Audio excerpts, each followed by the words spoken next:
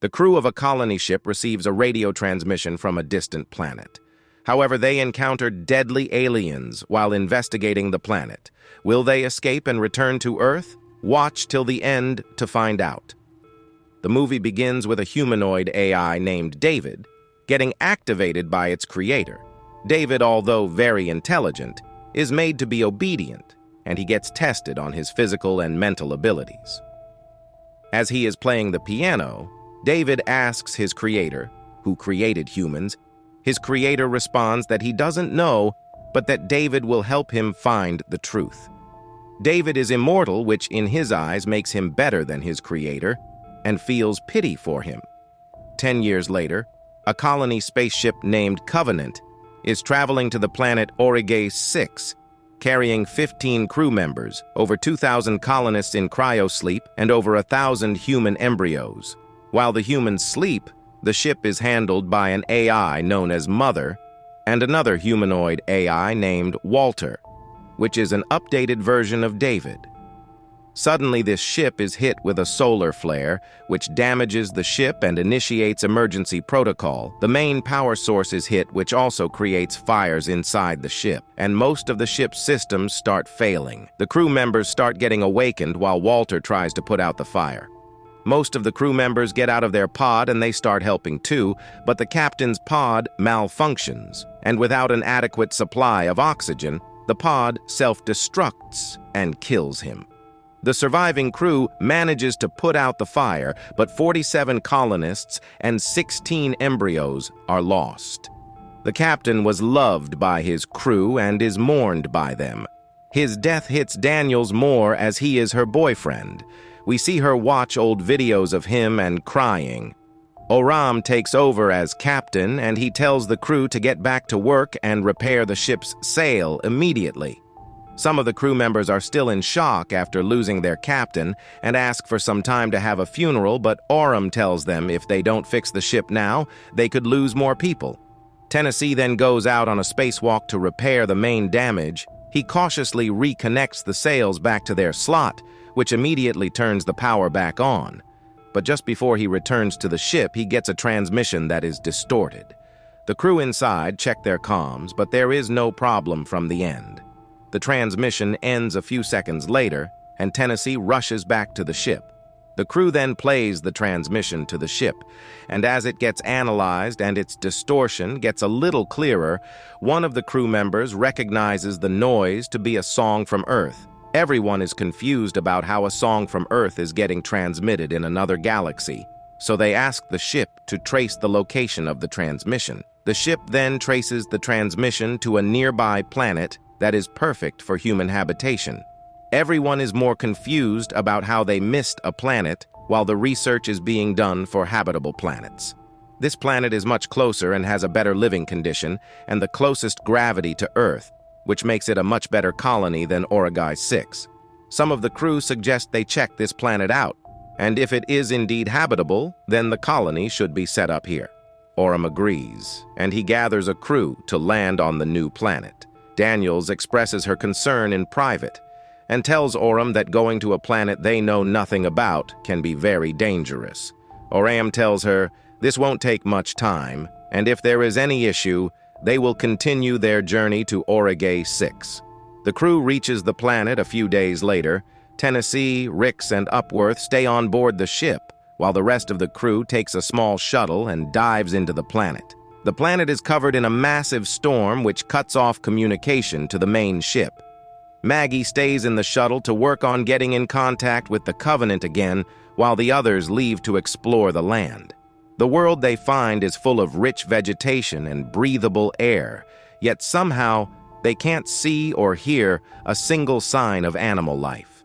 Walter locates the exact location of the transmission, so while the rest of the team walk up the mountain, Karine and Ledward stay to take samples. While Karine is working, Ledward gets a little bored, and he steps away to have some cigarettes.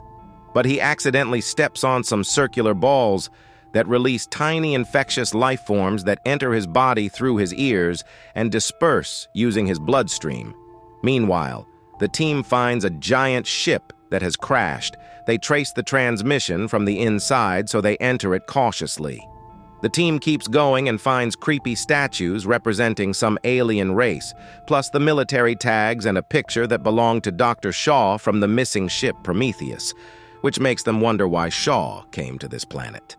They then find the main room, and one of them accidentally presses a button which activates the ship, and the same song starts playing again. Back in the forest, Karine is finishing up her work when suddenly Ledward gets sick. The sickness starts mildly, but it starts getting worse every second. Karine then informs the other, and she and Ledward start rushing back to their shuttle. The team then decides to also go back to the ship, but Hallett also steps on those balls, and he also gets sick. Karine drags Ledward back to the shuttle, Maggie helps her take him to the med bay, and when she takes off his clothes, a wound explodes on his back and sprays blood on her face. Fearing this might be contagious, Maggie leaves and locks the door on them. Ledward's back then explodes and an alien comes out of it. Karine then begs for Maggie to open the door, but she refuses. The alien then attacks Karine and kills her.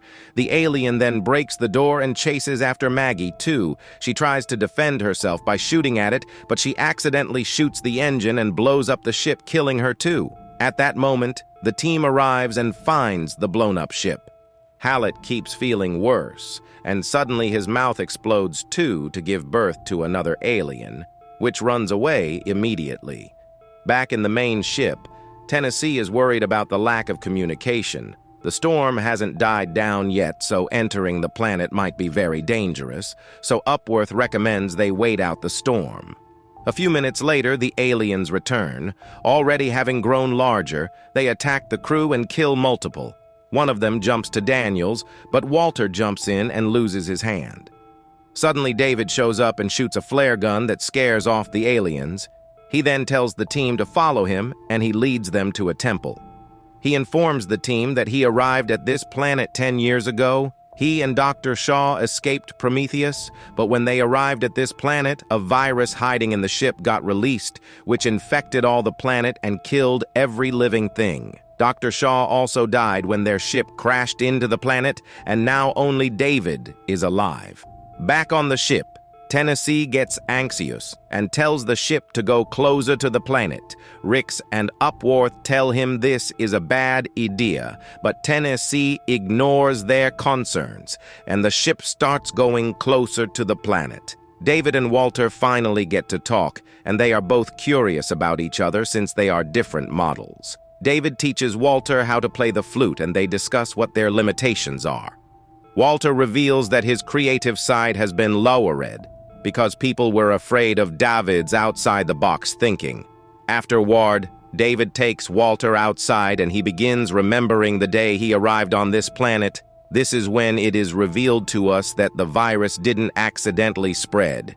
It was David who released it and killed everyone. David then shows Walter Dr. Shaw's grave and tells him that he loved her. Walter says that is impossible for robots, but David tells him they are more than that. In the temple, a now fully grown alien sneaks in and finds one of the crew members alone. She tries to get her gun, but it is too fast and it kills her immediately. David then finds the alien eating, and he starts communicating with it, but then Oram arrives, and when he sees the alien, he shoots it and kills it. David then gets angry, and he says the alien trusted him, but this makes Oram suspicious, and he demands to know what is really happening. David then leads him to a laboratory where he has been doing experiments on. He reveals to Oram that he had been trying to develop a superior creature by combining the aliens with other life forms, but it hasn't been successful. He then takes him to the lower levels and shows him eggs that he has created. Oram is creeped out, but Dave tells him everything is safe. Oram then gets closer to an egg only for the egg to open, and an alien jumps out and attaches itself to his face. Then minutes later, another alien comes out of Oram's body, killing him in the process. Meanwhile, the rest of the team makes contact with the ship and tells him their location. They then go to look for Oram, but when they enter the egg room, they are attacked by an alien who jumps on Lope's face, Cole, then stabs alien, but when the alien dies, it releases an acidic substance that burns Lope's face. But while they are distracted by the small alien, the big one attacks Cole and kills him, but Lope manages to run away. At the same time, Daniels finds the secret room of David and learns that David actually killed Dr. Shaw to experiment on her. David then appears behind her and overpowers her. He then tries to force himself on her, but Walter attacks him. Walter then tells Daniels to run away, and he and David get into a fight. Walter, as an advanced model, manages to overpower David, and he starts beating him up. Daniels meets up with Lope, and they put a beacon down to give the Covenant their location. Soon, Walter joins them as well, and the three of them jump onto the Covenant as it gets close to the ground. They then enter and shut the door, but the alien also manages to jump on the bottom of the ship. Daniels then goes outside while keeping her body tied to the ship with some rope. Then she proceeds to shoot at the alien. The alien dodges her shots, but with coordination with Tennessee, they manage to capture the alien with a crane and crush it, killing it. Upworth helps Lope get treatment for his burns, while Daniels helps Walter repair his face. Once everyone has recovered, the crew gets ready to re-enter cryosleep and continue their journey to Orgay 6. But suddenly an alarm rings around the ship announcing there's an unidentified life form on the ship. Daniels and Tennessee rush to the med bay, only to find Lope dead after an alien comes out of him too. Upworth and Ricks also get killed shortly after. While they are taking a shower, Walter tracks the alien and tells Daniels where it is. Walter then lures the alien to the back of the ship. Daniels comes up with an idea to throw out the alien, so she and Tennessee go to the back of the ship, and Daniels reveals herself to the alien. The alien comes rushing to her, but she manages to trap him in a vehicle. Then Tennessee opens the ship's door and releases the vehicle. The alien does manage to get out of the vehicle, and he starts coming for Daniels. But again, she tricks him, and it gets hit by another vehicle, which drags him off the ship. Later, Tennessee goes into the cryopod.